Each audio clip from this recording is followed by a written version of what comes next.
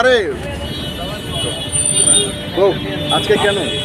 আজকে আমরা ভারতের ছাত্র ফেডারেশন এবং উপজাতি ছাত্র ইউনিয়ন দুই সংগঠন আগরতলা শহরের রাজপথে বিক্ষোভ মিছিল সংগঠিত করতে যাচ্ছি।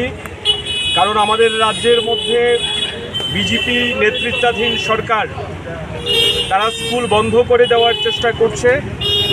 এই সরকার রাজ্যের স্কুলগুলিতে যে অভূতপূর্ব শিক্ষক সংকট চলছে তার নিরসনে কোনো ব্যবস্থা গ্রহণ করছে না।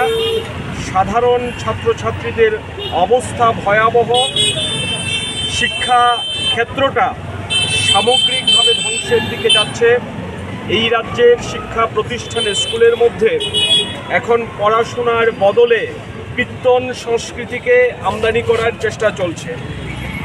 রাজ্যের শিক্ষা ব্যবস্থা সামগ্রিকভাবে ভেঙে পড়েছে, সেটা স্কুল শিক্ষা ব্যবস্থা হোক কিংবা কলেজের শিক্ষা ব্যবস্থা।